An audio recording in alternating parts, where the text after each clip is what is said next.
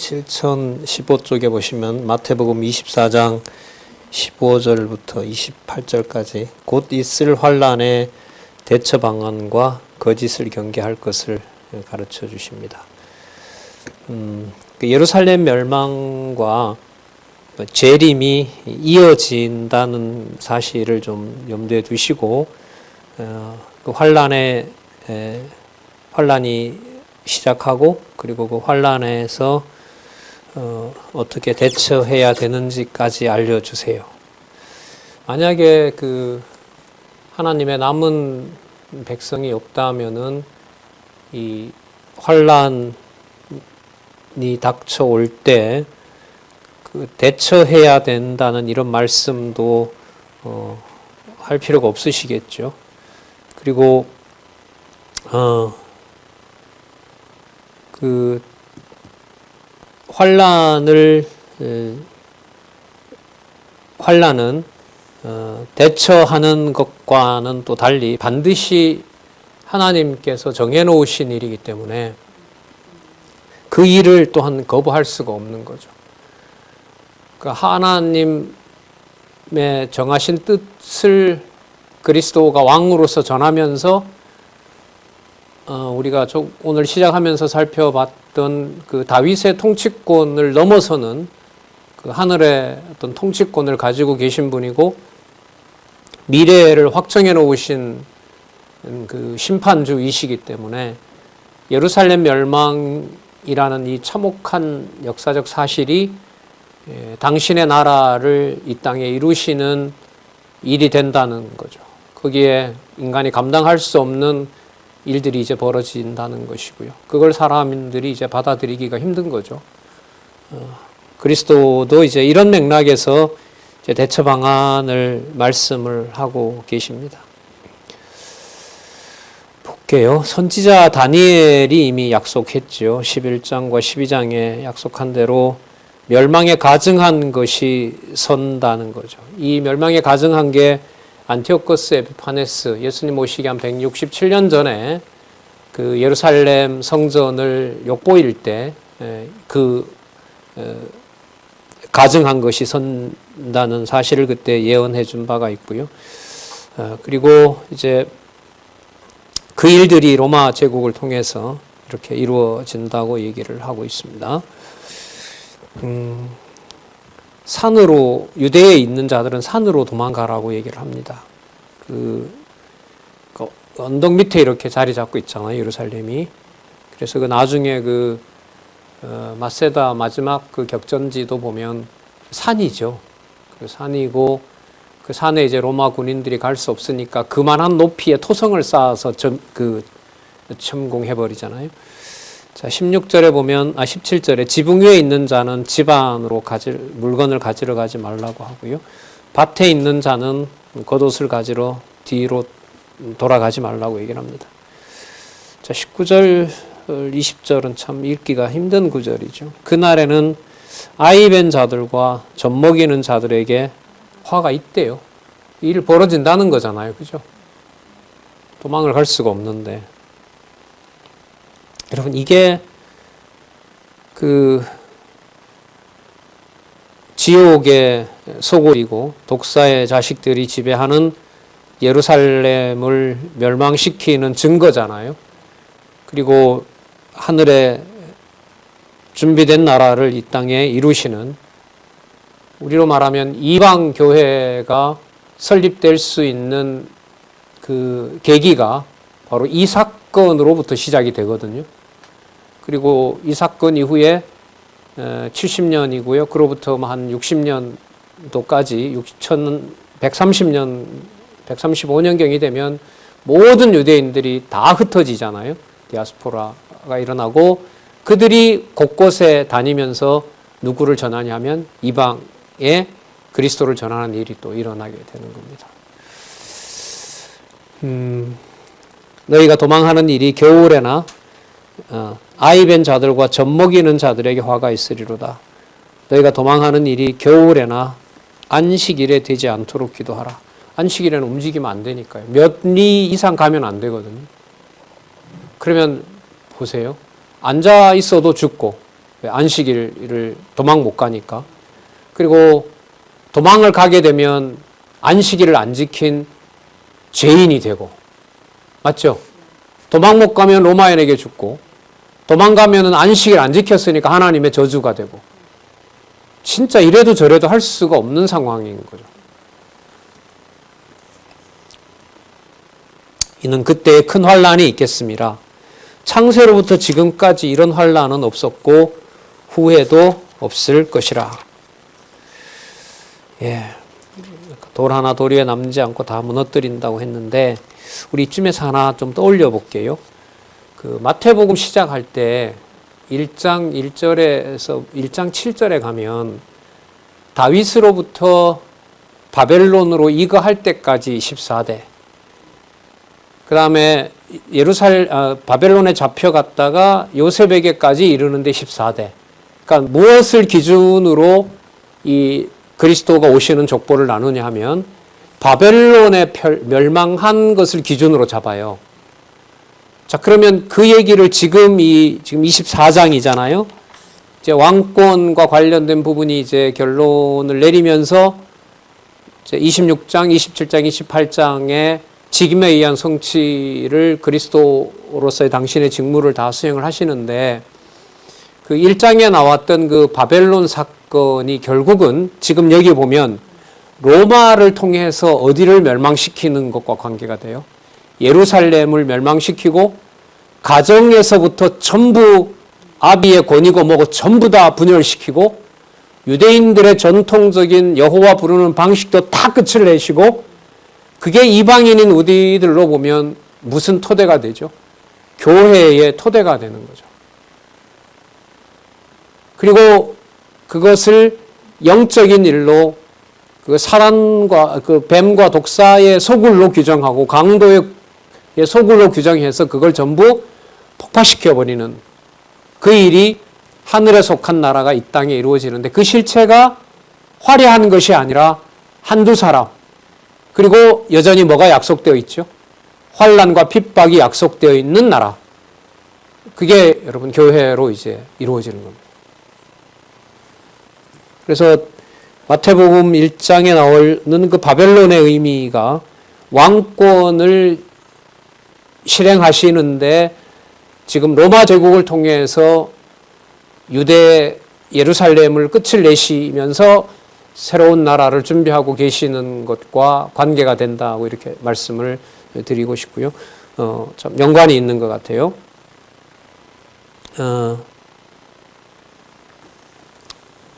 후에도 없으리라. 그날을 감하지 아니하였으면 모든 육체가 구원을 얻지 못할 것이나 그러나 택하신 자들을 위하여 그 날을 감하신다고 얘기를 합니다. 그러니까 우리 생각에는 이 정도로 파괴하는 것이 무슨 자녀를 위하는 거냐 이런 반발밖에 나오지 않거든요. 이 말은 왕권에 대한 접근을 우리가 할 수가 없다는 얘기죠. 깨닫게 하시고 머리를 맑게 해주셔야 가능하다는 것이 이게 보통 사건은 아닙니다. 23절 그때 사람이 너희에게 말하되 보라 그리스도가 여기 있다 저기 있다 하여도 믿지 말라. 자, 예루살렘 멸망 이후에 이제 재림으로 지금 넘어가고 있습니다. 거짓 그리스도들과 거짓 선지자들이 일어나 큰 표적과 기사를 보이어 할 수만 있으면 택하신 자를 미혹하게 하리라. 그러니까 상황이 어렵고 핍박이 강할수록 적그리스도의 유혹을 받을 확률이 많죠. 여러분 교회의 어떤 상황에 분쟁이나 이런 게 있을 때 자기 편을 들어주고 자기 마음을 이해해 주는 사람에게 마음 빼앗기거든요. 그를 통해서 같이 하나님을 배우는 일도 일어나지만 대부분의 인간 일들은 그런 상황에서 자기 마음에 함께 해주는 사람이 자기 편이 되거든요. 그런 것까지 다 그냥 그 해체시킨다는 거예요. 그래서 마음 주는 줄 알고 따라갔더니 누구예요? 거짓 그리스도예요. 거짓 선지자인 거고요. 이게 여러분 뭐하고 비슷하냐 하면 1차 침략을 예루살렘이 당하잖아요. 유대가. 그리고 2차 침략도 당하죠. 3차 침략 당하고 애굽으로 도망갔잖아요. 애굽으로 도망갔는데 애굽에서 살아남아요. 애굽이 멸망하면서 거기서도 다 죽어요? 거기서도 다 죽어요, 유대인들이. 죽을 자는. 지금 이 예수님께서 그 회복하실 나라를 설명하기 전에 예루살렘 멸망에서부터 재림 때까지 지금 쏟아지는 환란으로 보면 마치 1차, 2차, 3차, 4차에까지 예루살렘을 멸망시키는 거하고 너무 비슷해요. 근데 그게 무슨 증거라는 거예요? 패망이 아니라 어디로 간다는 거죠? 회복으로 간다는 거죠. 예레미야 애가가 아니라 하늘에 있는 보좌가 여전히 든든하다는 거거든요. 여러분, 이런 생각과 이런 이 그림을 어떻게 우리 머리로 그릴 수가 있을까요? 그걸 그릴 수가 없다면요, 여러분들과 저에게 허락하신 그리스도가 머리 되신 가정교회도 우리 머리로 안 그려져요. 함부로 그릴 수 없어요. 단지 아무도 말 못하지만 나라도 이런 환경에서 말씀을 듣고 말씀 듣는다고 핍박하지 않는 상황도 엄청 큰 사건이죠. 거기에 함께하는 자가 이렇게 말씀을 같이 듣는다고 하면, 제가 메일 하나를 받았는데요. 처음에 성경신학 접하고 너무나 좋아서 개혁하려고 했는데 교회가 2교회나 풍비박산이 났대요. 그리고 그걸 본 사모님은 배워서 뭔 소용이 있느냐. 지식이 아니다, 교회는. 영적으로 은사를 받아야 된다고 해서 그렇게 성경신학을 좋아하다가도 그 일로 둘이 이제 파탄 지경까지 이르렀답니다. 다 접고, 교회도 다 접고, 가정도 그냥 헤어지고 각자 자기 길 가자, 이런 상황까지 갔대요. 그로부터 7여 년이 지나서 어느 날 사이트에 들어오면서부터 몰랐던 게 너무 무지했다는 거 고백하면서 두 분이 같이 듣기 시작하고, 요즘은 그분 표현으로 천국 같아요, 이렇게 얘기하십니다. 7년은 지옥이었습니다. 그걸 지켜보는 애들은 뭐 하다 망한 집이 된 거죠, 자기가 봤을 때는.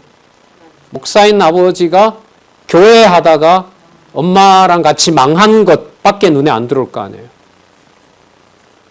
마찬가지죠. 오늘 또 여러 말씀 드리는데 왜 하필 이런 방법으로 교회의 영광스러움과 당신의 살아계심과 그 영광스러움이 얼마나 높고 깊은 차원이길래, 높이와 깊이와 넓이와 길이가 얼마나 대단하기에, 이런 이제 의문을 마음에 좀 이렇게 품으면서 계속 좀 보도록 하겠습니다.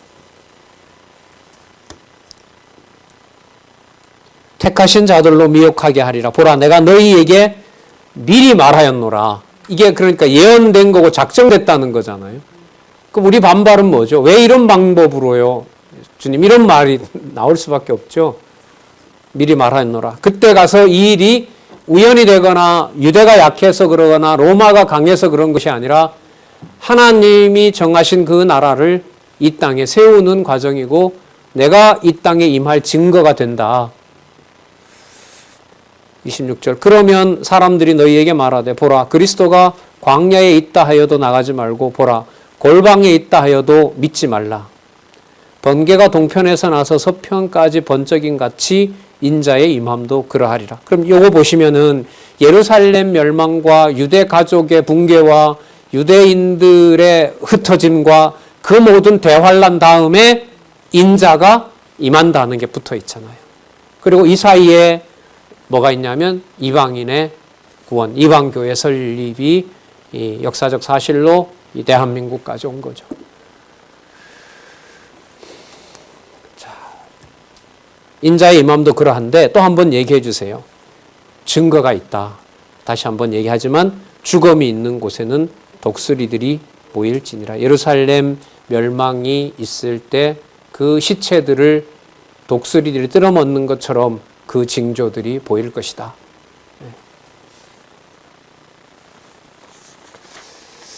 이걸 예언하시는 예수님의 그 심경은 어떤 걸까요? 구조로 보면 이게 왕직인데, 왜 이런 말씀 드리냐면 그 나사로의 죽음에 대해서 슬퍼하고 통탄하고 눈물 흘리고 이런 기록들이 있잖아요. 이제 그런 기록들이 있기 때문에 이 맥락하고는 여러분 상관은 없어요. 이런 궁금함이 드는 거죠. 이 심판까지 유대인들이 당할, 또 거기에는 일정 남아있는 백성이 있는 이 유대의 초토화 현상을 작정하셨다는 사실을 왕으로 전하시는 예수님의 심경은 어떤 것일까? 이런 쓸데없는 질문도 생겨요. 그러니까 성경 신학을 통해서 진리라는 것을 확증해 갈 때 우리에게 생기는 감정이 세상에서 경험할 수 있는 감정이 아니거든요. 자꾸 그 어떤 유사한 것을 찾아내려고 하는데 그게 없더라고요, 보니까. 이 말은 뭐냐 하면 세상이 주는 게 아니라 누가 주는 것일 때만 가능한 거죠. 그렇죠. 하나님께서 깨닫게 하실 때. 그래서 성경신학에서 주관자 성령은 너무너무 중요한 거예요. 왜? 그게 없으면 깨달은 것도 세상에서 뭔가 납득되는 것하고 섞여버려요. 그럼 이게 무슨 주의가 되냐면 세속주의가 되거든요. 야고보서에 나와 있는 대로. 그리고 그 세속주의에서 좀 더 나가게 되면 거짓 그리스도로 향하게 된단 말이에요. 교회를 수단으로 쓰는 순간 교회 머리를 내가 사용하겠다는 거잖아요. 자, 이제는 그 왕국 도래와 관련된 상황을 얘기를 하십니다. 24장 29절. 그 환란 후에, 자, 그 환란 후라는 말은 예루살렘 멸망에서부터 그리스도가 재림하기 전까지의 그 상황을 말하는 겁니다. 즉시 해가 어두워지며 달이 빛을 내지 아니하며 별들이 하늘에서 떨어지며 하늘의 권능들이 흔들리리라. 뭐 번개, 천둥을 비롯해서 달이 빛을 내지 않고 별들이 하늘에서 떨어지고 천지의 변화가 있는 거죠. 여러분 근래에도 어디에서 그 엄청난 화산 폭발이 해저에서 일어나서 있었죠. 그게 여러분 오존층을 다 덮어버리니까 뭐죠? 달빛과 햇빛 자체가 사라져 버린 거거든요. 근데 이게 예수님 당시에 그 베수비우스 화산부터 시작해서 당시에 그 팔레스타인 지역과 이쪽 유럽 반도에 많은 지진들이 일어나거든요. 터키도 그렇고 우리 선배들 갔다 오셨던 그 에페소스 유적지도 그 당시에 지진이 일어나면서 아직도 한 10%밖에 이렇게 드러내지 않았다고 했거든요. 그 징조들을 예수님께서 얘기를 하시고 계신 거죠. 그리고 그게 이방 구원을 빼면 누가 오는 징조가 되죠? 예수님 오시는 징조가 된다는 겁니다. 하늘의 권능들이 흔들리리라. 그때 인자의 징조가 하늘에서 보이겠고 그때 땅의 모든 족속들이 통곡하며 그들이 인자가 구름을 타고 능력과 큰 영광으로 오는 것을 보리라. 이 계시록 1장 7절에도 또 이 같은 말씀이 나와요. 계시록 1장 7절을 왜 말씀드리냐면 계시록을 기록할 때는 요한이 AD 95년이라고 하기 때문에 예루살렘 망한 지 25년이 지날 시점이에요. 그러면 뭐가 다 이루어진 거죠? 예수님께서 얘기하신 이 약속이 다 이루어진 거죠. 유대인들도 수십만 죽었고 다 흩어지고 있었고. 자, 그러면 예루살렘은 존재하지 않고 그리고 예수님도 안 계시는데 요한에게 보여준 그 계시록의 내용에 보면 여전히 살아 계셔서 아시아 7교회의 머리 되신다는 것을 요한에게 보여주고 있죠. 여전히 뭐 한다? 살아 계신다. 그리고 과거에도 있었고 시방도 계시고 장차 오실 그 이가 말씀하신다. 그러면서 요한계시록이 시작이 됩니다. 그 요한계시록 시작할 때 1장 7절에 가면 구름 타고 오신다는 이 말씀이 나와요. 그러면 그게 더 신빙성이 있죠. 왜? 약속대로 뭐가 무너져 버렸기 때문에 예루살렘이 무너졌으니까. 그리고 이 말씀과 그 요한계시록 1장 7절 사이에는 약속하신 대로 예루살렘이 완전히 멸망한 사건이 있는 겁니다. 자, 그러면 그리스도가 오신다는 증거가 되는 겁니다. 능력과 큰 영광으로 오는 것을 보리라. 저가 큰 나팔 소리와 함께 이것도 계시록에 나옵니다. 계시록 1장 8장에 나와요. 천사들을 보내리니 저희가 그 택하신 자들을 하늘 이 끝에서 저 끝까지 사방에서 모으리라. 그건 무화과 나무를 보면 잘 알 수 있다. 아, 잎사귀가 푸르러지면 당연히 여름 온다고 하지 않느냐. 그렇다면 예루살렘이 멸망할 때 내가 없는 것이 아니라 내가 약속한 하늘의 통치권을 이 땅에 보여주러 내가 임한다는 것. 그리고 지옥의 자식들을 전부 심판할 날, 지옥을 엄벌하기 위해서 내가 도래한다, 내가 온다. 이 말씀을 같이 생각해 볼 수가 있겠죠. 이와 같이 너희도 이 모든 일을 보거든 인자가 가까이 곧 문 앞에 이른 줄 알라. 내가 진실로 너희에게 이르노니 이 세대가 지나가기 전에, 그러니까 재림 전까지 지금까지 얘기했던 모든 일이 일어나기 전에 이 일이 다 이루어진다. 그러니까 내가 오기 전에 이 모든 일들이 반드시 성취된다. 그리고 못을 박습니다. 천지는 없어질는지 몰라도 내 말은 없어지지 않는다. 왜? 내가 정한 것이고 아버지의 뜻대로 창세전에 확정해 놓은 거기 때문에 이 일은 반드시 이루어진다. 여러분, 인간적으로 보면 이 미래는 낙관적입니까? 비관적입니까? 그래서 사람의 생각으로 봤을 때는 이거는 극복할 수가 없는 세계입니다. 그런데 딱 한마디, 인자의 임함이 준비되는 것이고 그게 이방인들에게 그리스도가 임하시는 그 상황이 어떤 실체인지를 이방인들이 그리스도를 머리로 진리의 말씀을 토대로 주님의 몸된 교회가 설립되는 현장에서 이게 소망으로 남아있다는 거죠.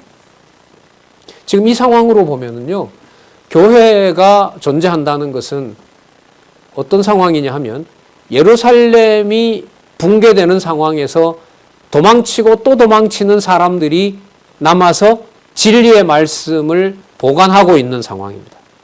그러니까 인간적으로 보면 살았지만 살았다고 할 수 없는 상태. 그 로마의 국교가 기독교가 되면서 유대인들이 받기 시작하는 핍박은 1900년도까지 본다면은 그 400년경부터 1900년까지 보면은 몇 년이면 1500년 동안이죠. 1500년 동안 바로 이방인에게 세워질 교회의 영광스러움을 위해서 1500년 동안 예수님의 약속대로 유대인들은 버려놓고 있는 겁니다. 예. 자, 천지는 없어지겠으나 내 말은 없어지지 아니하리라. 자, 그리고 예루살렘 성전 폐망을 시작으로 모든 것을 이루신다는 약속을 자, 24장 36절에서부터 51절까지 말씀해 주시고 있는데요. 보겠습니다. 그러나 그날과 그때는 아무도 모른다. 하늘의 천사도 모르고 아들도 모르고 오직 아버지만 아시느니라. 아들로서는 이걸 몰라요. 하지만 하나님으로서는 몰라요. 그건 성경에 안 나와요. 아들로서는 몰라요. 그러니까 영원한 하나님의 신성으로 본다면은 그 다음은 성경에 안 나와요. 왜냐하면 제가 하나 찾아드릴게요. 사도행전 1장 7절에 보면 예루살렘을 회복할 때가 아니다라고 하는데 예수님이 나 그거 모른다 이렇게 하지 않고요. 예수님이 그때 뭐라고 하시냐면 그건 너희 알 바가 아니고 이렇게 얘기합니다. 지금 이 경우에는 뭐라고 하시냐면 아들도 모르고 이렇게 얘기하시죠. 부활하신 그리스도가 승천하시기 전에 제자들이 물었을 때는 그건 너희가 알 바 아니요. 오직 성령이 너희에게 임하시면 이렇게 약속을 해주세요. 거기까지 가면 돼요, 우리는. 더 이상 그 날짜 알고 싶으세요? 그러다가 엄청난 이단들이 나와가지고 난리가 난 거예요. 다미성교에 나오고. 그 날짜 계산한다고 그 세대주의 신학자들이 그렇게 한 거 아니에요. 나오지도 않는 날짜를 계산하고 말이죠. 노아의 때와 같이 인자의 임함도 그러하리라. 이게 갑작스럽게 온다는 것을 홍수가 임한 것하고 유사하다고 얘기를 하세요. 자, 39절 홍수가 나서 저희를 다 멸하기까지 깨닫지 못하였으니 인자의 임함도 그러하니라. 자, 어느 정도로 급작스럽냐면요. 두 사람이 밭에 있는데 한 사람만 데려갑니다. 그리고 두 여자가 맷돌을 갈고 있는데 한 사람만 가요. 공장에서 함께 일하고 있는데 갑자기 이 사람은 없어져요. 42절 그러므로 깨어있으라. 어느 날에 너희 주가 임할는지 너희가 알지 못함이니라. 그럼 알지 못하면 불안한 건데 지금 이 말씀으로 보면 성령이 함께 하시면 알지 못하는 것이 현재 평안함을 이끌어내요. 이건 사람이 하는 일이 아니에요. 모르는데 여러분 얼마나 불안해요? 그런데 모르는데 성령께서 안내하고 성령께서 그 일을 주관해 가심으로 예수님이 그 부활하신 다음에 이 마태복음에도 이게 나와요. 예수님이 부활하신 다음에 여인들을 만났을 때 예수님 입에서 어떤 말이 나왔죠? 평안하냐? 이렇게 물어요. 평안하냐? 이렇게 묻습니다. 평안이 있을지어다 이렇게 얘기를 합니다. 그러니까 부활하신 그리스도의 능력을 보여주신 성령께서 여러분들과 저희에게 임하셔서 우리를 인도하고 계신다고 한다면은 모르는 이 상황이 전적으로 누구를 더 의지하는 상황이 돼요? 그렇죠. 주 예수 그리스도의 통치를 전적으로 의지하기 때문에 나의 무지가 그리스도만 바라보게 한 거기 때문에 그게 뭐가 안 돼요? 불안이 안 돼요. 그러나 세상은 지식을 모르면 뭐예요? 불안하죠. 내 건강에 대해서, 내 자녀에 대해서. 그래서 점 보러 가는 거 아니에요. 뭐 어떤 목사 말에 의하면 우리나라에 뭐 700만 명 있다고요? 점쟁이, 무당이? 70만인가? 700만인가? 하여튼 그래서 무속 천국이다 뭐 이렇게 비난도 하긴 하던데 왜 다 그 사람들이 불안하니까 그러는 거 아니겠습니까?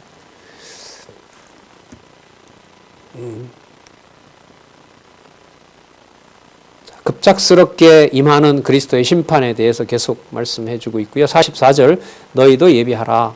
생각지 않은 때 인자가 오리라. 충성되고 지혜 있는 종이 되어 주인에게 그 집 사람들을 맡아 때를 따라 양식을 나눠줄 자가 누구냐. 자, 이게 충성되고 지혜 있는 종. 어떤 상황에서 이렇게 예루살렘이 붕괴되는 상황, 그리고 환난과 핍박이 끊이지 않는 날 속에 충성되고 지혜 있는 종이 있다는 거죠. 그게 그리스도가 통치하는 교회를 빼고 생각할 수가 없잖아요. 그 원천인 가정교회를 빼고 생각할 수가 없지 않습니까? 충성되고 지혜 있는 종이 되어 주인에게 그 집 사람들을 맡아 때를 따라 양식을 나눠줄 자가 누구냐? 이 양식은 영의 양식이겠죠. 그 말씀을 전하도록 구제를 포함한 궁극적으로 하나님의 말씀을 전하는 또 주의 은혜에 부탁하는 곳, 그 교회를 말하는 거겠죠. 주인이 올 때 그 종이 이렇게 하는 것을 보면 그 종이 복이 있으리라. 남겨놓는다는 겁니다. 진실로 내가 진실로 이르노니 주인이 그 모든 소유를 저희에게 맡기리라. 만일 그 악한 종이 마음에 생각하기를 주인이 더디 오리라 하여 동무들을 때리고 술친구들로 더불어 먹고 마시게 되면 생각지 않는 날, 알지 못하는 시간에 그 종의 주인이 이르러 어미 때리고 외식하는 사람의 받는 율에 그 받아야 될 어떤 자기 몫이겠죠. 처벌의 몫이겠죠. 처하리니 거기서 슬피 울며 이를 갈미 있으리라. 그리고 그 다음에요. 무슨 내용이 나오냐면 아까 어떤 종이 남아있다고 그랬죠? 충성되고 지혜 있는 종이 남겨놓는다 했잖아요. 그러면 그 자가 어떤 자인지도 심판 때 일어나는 징조처럼 그런 자들이 어떻게 남아있는지를 알려주세요. 그 말을 하시는 이유는 이 환난 중에 누가 있다는 거죠. 내 나라를 세울 자들, 양식을 전해줄 자들이 있다는 겁니다. 그게 마지막 이제 왕직과 관련해서 심판 방법 속에 지혜롭고 충성된 자가 어떤 형태로 있는지를 알려주죠. 그러니까 이게 말씀 아니면 몰라요. 또 성령께서 깨닫게 하지 않으면 교회의 바른 지체를 만날 수 없습니다. 전부 다 만약에 유럽 역사처럼 천년 역사를 교황체제 속에다 넣고 성경을 전혀 모르게 하고 글도 모르게 하고 하면 아까 지옥문 앞에서 들어가지 못하게 하고 소경이 소경을 인도하는 일이 벌어지게 되죠. 이걸 누가 어떤 방법으로 해결할 수가 있겠습니까? 네. 그렇게 보면 40년 말씀운동의 역사에서 성경을 통해서 종교의 절대적 안정을 누렸던 말씀운동의 역사는 다른 사람은 몰라도 우리는 아쉬워할 게 전혀 없어요. 이 정도 보여줬고 이 정도 보호를 해줬으면 여러분 참 놀랍잖아요. 장안중앙교회도 그렇지만 각 지방에 있는 교회들, 지체들 말씀운동 20년, 30년, 40년 됐을 때 인간적으로 자기가 어느 정도 다 알았다고 안 나오는 사람들은 많아도 이단에 혹해가지고 패가망신하고 이런 가족은 거의 없어요. 그 일부만 듣고 했는데도 세상에서 진리와 비진리를 구분하는 데는 엄청난 힘이 있는 말씀이 아니겠습니까? 예. 그래서 어떤 그 선배 한 분은 신천지 사람이 왔길래 좀 나이가 든 사람한테는 그 방역 수칙 거기 그렇게 함부로 가가오 방문하지 말고 다음에 날 좋아지면 오고 당신도 신문 주니까 나도 신문 줄 테니까 서로 각자 읽어보는 걸로 하자. 그렇게 했대요. 그래서 또 젊은 사람이 왔대요. 그랬더니까 거기는 호통을 쳤다 그러시더라고요. 어디 이런 시국에 가가호 방문해서 떠들고 마스크도 똑바로 안 쓰고 한다 돌아가라고 또 거기는 또 그렇게 했다고 합니다. 그러니까 무슨 말씀 드리냐면 지금 이제 25장 말씀 드리려고 하는 겁니다. 아까 그리스도가 말씀하셨던 충성되고 지혜 있는 종들을 둬서 맡아서 자기에게 오는 형제들과 지체들에게 양식을 나눠주는 일인 거죠. 이게 지금 이 말씀이 전해지는 일입니다. 아까 잠시 좀 한 20분 쉬는 시간에 그 아르헨티나 교회에서 올라온 그 강론을 뭐 저 스페인을 못합니다만은 고유명사는 알 수 있거든요. 그 저자인 박 목사님 팍 뭐 이런 거 그리고 뭐 창세기 그리고 그 여호와가 지호바인데 스페인어로 H 발음이거든요. 예호바 이런 거는 또 예수스 이런 거는 들어오잖아요. 잠시 봤는데 이틀을 가야 될 그 시간으로 떨어진 곳에서 이렇게 같은 말씀으로 도표 그리면서 언약과 성취 섭리 그 우리 보통 그리는 그걸 그리면서 이렇게 강론하시는 거 보고 우리 시대에 이렇게 진리의 말씀을 전하는 우리 대륙에도 있고요, 곳곳에도 있고 세계 다른 곳에도 인도에도 있고요. 참 이런 걸 어떻게 누리는 시대에 살게 됐는지 참 그냥 감격할 뿐입니다. 보겠습니다. 어떻게 이제 심판 방법을 가르쳐 주시고 그 자들을 충성된 자들을 하나님이 보호하실 것인지. 자, 그때에 이렇게 표현해 볼까요? 알 수 없지만 분명히 오는 때에. 맞죠? 네, 정해져 있고 하지만 우리가 알 수 없지만 충성된 자가 그 하나님의 교회를 관리하는 그 시간, 그 과정에 천국은 마치 등을 들고 신랑을 맞으러 나간 열처녀와 같아. 열처녀 비유 잘 아시죠? 간단히 설명드릴게요. 다섯은 슬기 있고 그 다음에 다섯은 슬기롭지 않고 5절에 보면 신랑이 덧뒤 오면서 조는데 밤중에 신랑이 오는데 슬기로운 처녀들은 등을 준비해서 나가고요. 슬기롭지 못한 자들은 다 썼기 때문에 기름을 부탁을 합니다. 슬기 있는 여자들에게. 9절에 보면 슬기 있는 여자들이 우리와 너희 쓰기에 다 부족하다. 차라리 가서 너희 쓸 것을 사와라. 근데 그것을 사러 간 사이에 신랑이 왔고 그 다음에 신랑이 오므로 예비하였던 자들은 아까 충성된 자들이겠죠. 충성되고 지혜 있는 종들은 함께 혼인잔치에 들어가고 문을 닫아버립니다. 이게 이제 심판에 임하셔서 자기 백성을 분명히 모으실 것에 대한 약속입니다.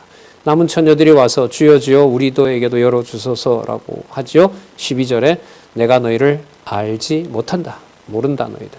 자, 그런즉 깨어있으라. 너희는 그 날과 그 시를 알지 못하지만 그 날이 정해져 있고 슬기롭고 지혜로운 자들은 내 종은 내가 남겨놓고 있다. 자, 이렇게 하라 이런 명령이 아닙니다. 그리고 착하고 충성된 종이 되게 하신다는 것까지 이미 다 확정되어 있다고 얘기를 해주세요. 볼게요. 자, 비유 하나를 더 듭니다. 달란트 비유인데요. 어떤 사람이 이제 다른 나라로 가면서 소유를 맡깁니다. 그런데 15절에 보면 각각 그 재능대로 금 5달란트, 그 다음에 2달란트, 1달란트를 줍니다. 오랜 시간이 지나서 주인이 오고요. 19절에 오랜 후에 그 종의 주인이 돌아와 저희에게 회개할세 5달란트 받은 자는 5달란트 더 가지고 왔고 반드시 남기게 된다는 거예요.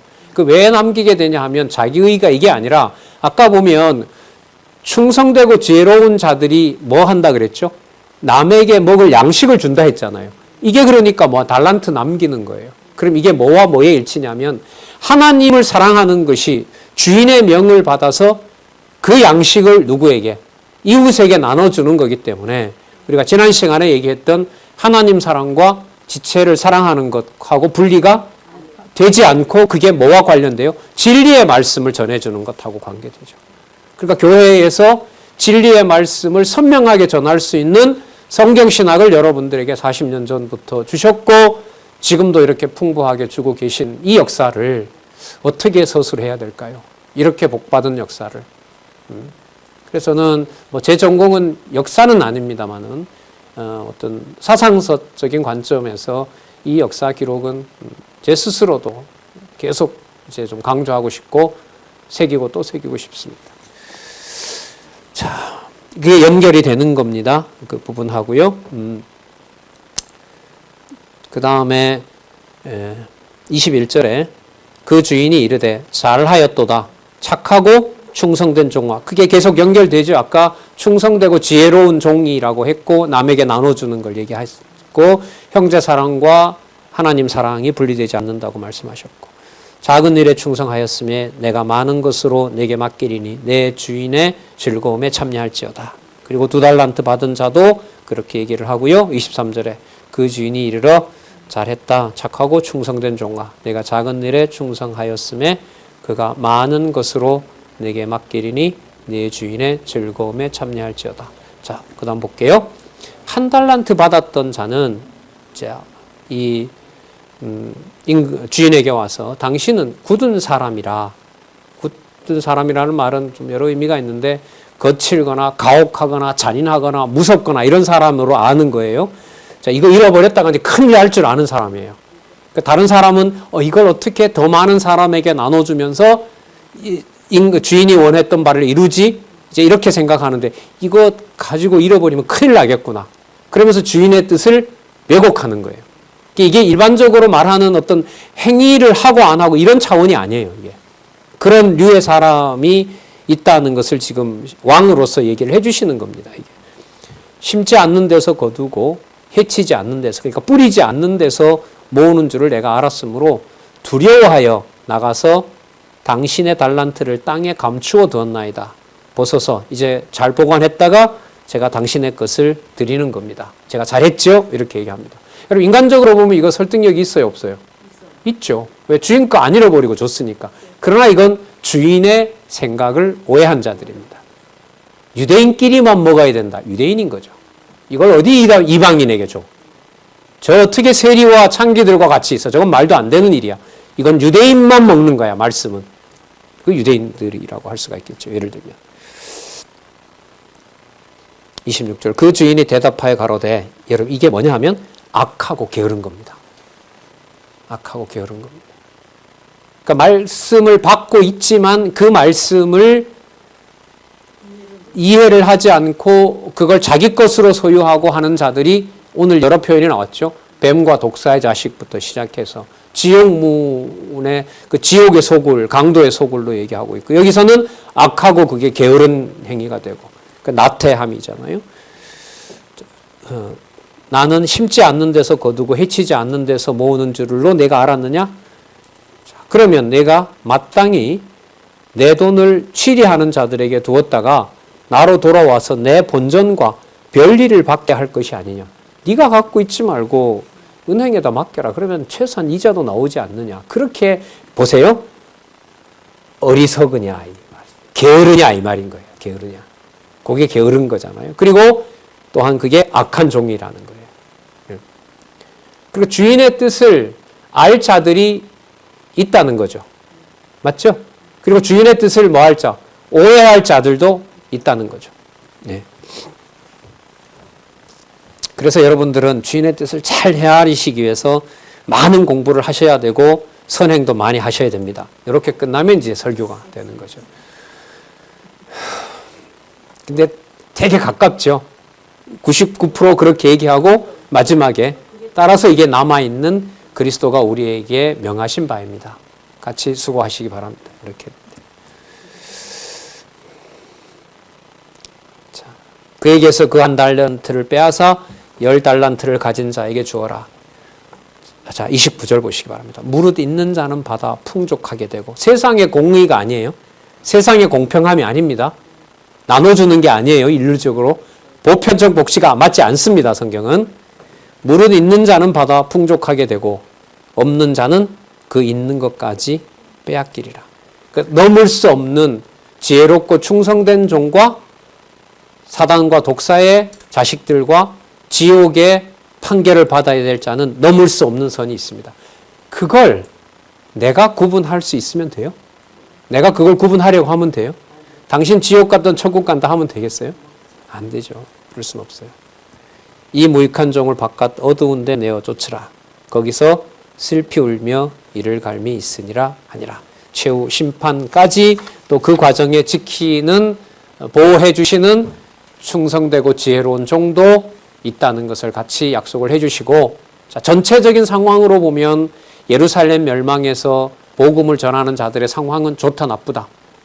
엄청나게 혹독한 환란의 시간이다. 그런데 그 가운데 지혜롭고 충성된 자가 하나님 나라의 일꾼으로 먹을 양식을 나눠주도록 내가 해놓았다. 그래서 낙심하지 말라, 이렇게 이제 권면을 하고 있는 거죠. 자, 오늘 여기까지 하고요. 31절부터 다음 시간에 하도록, 25장 31절부터 하도록 하겠습니다. 기도하겠습니다. 하나님 아버지 감사합니다. 진리의 말씀과 함께 살아갈 수 있도록 해주셔서 너무나 감사드립니다. 유대인들이 기다린 것처럼 수천 년을 기다린 것도 아니고 많은 수고를 종일 여호와의 뜻이라고 여기며 그렇게 노력한 바도 없는데, 이렇게 이방인의 한 사람으로 또 이방 지역에서 진리의 말씀을 이렇게 확연히 깨닫게 하시오니 너무나 감사드립니다. 하나님을 사랑하는 것과 이웃을 사랑하고 진리의 말씀을 전하는 일이 약속된 일이고, 그 일에 우리의 미약하고 미천하나 그 노력들이 아름다운 열매를 맺을 수 있도록 성령께서 인도하시고 또한 보호하여 주시옵소서. 수고하는 모든 동력자들이 진리와 더불어서 진리와 함께 오직 맡겨진 사명 잘 감당할 수 있도록 해외 각지에서 험지에서 수고하는 복음의 사역자들과 함께 해 주시기를 간절히 소원합니다. 예수님의 이름으로 기도드렸습니다. 아멘.